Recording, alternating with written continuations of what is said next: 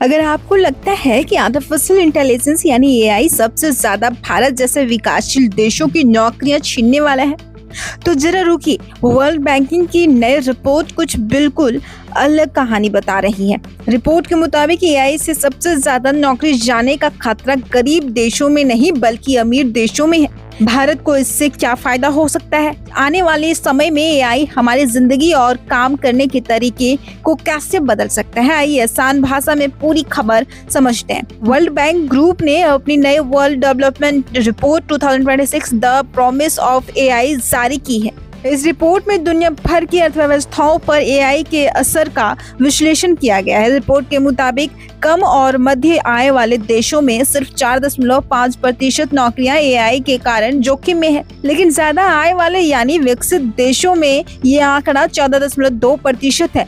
यानी अमीर देशों में एआई से नौकरी जाने का खतरा लगभग 3 गुना ज्यादा है। अब सवाल उठता है कि ऐसा क्यों? दरअसल विकसित देशों में पहले से ही कई ऐसे काम हैं जिन्हें एआई आसानी से कर सकता है, जैसे ऑफिस का काम, data analysis, customer support, accounting और कई तरह के प्रोफेशनल कार्य हैं।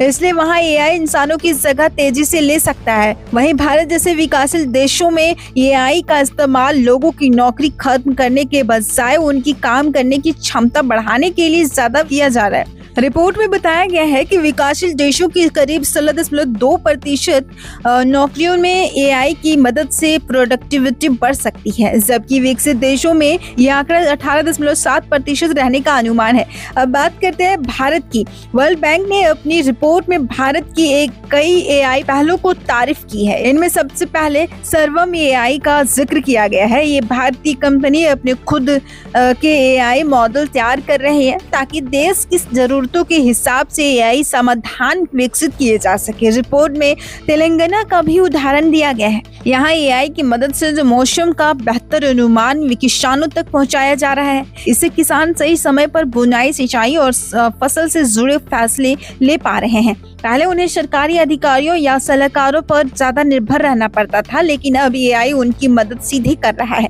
इसके अलावा भारत सरकार के इंडिया एआई मिशन की भी तारीफ की गई है। इस मिशन के तहत स्टार्टअप, छोटे व्यवसाय और रिसर्च करने वाले लोगों को कम लागत पर कंप्यूटिंग सुविधाएं उपलब्ध कराई जा रही है ताकि वे आसानी से एआई तकनीक पर काम कर सके। रिपोर्ट में यह भी कहा गया है कि विकासशील देशों को एआई के लिए जरूरी डेटा ज्यादा से ज्यादा उपलब्ध कराना चाहिए, खासकर स्थानीय भाषाओं में मौजूद सार्वजनिक डेटा को एआई डेवलपर्स के लिए खोलना चाहिए। यहीं पर भारत की भविष्यवाणी पहल का उदाहरण दिया गया है। ये प्लेटफॉर्म भारत भाषाओं में डिजिटल जानकारी उपलब्ध कराने का काम कर रहा है, जिससे एआई सिस्टम भारतीय भाषाओं को बेहतर तरीके से समझ और इस्तेमाल कर सके।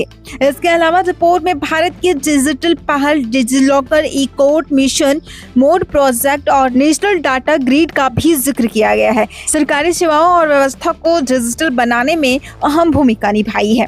इसके जरिए 13 साल से ज्यादा सरकारी अधिकारियों ने एआई और नए तकनीकों से जुड़े कोर्स पूरे किए हैं ताकि सरकारी कामकाज को और आधुनिक बनाया जा सके। वर्ल्ड बैंक ग्रुप के सीनियर वाइस प्रेसिडेंट और चीफ इकोनॉमिस्ट इंद्रमित गिल का कहना है कि एआई विकासशील देशों के लिए एक बड़ा अवसर लेकर आया है। उनका मानना है कि इन देशों को बहुत बड़े डेटा सेंटर या महंगे एआई मॉडल बनाने की जरूरत नहीं है।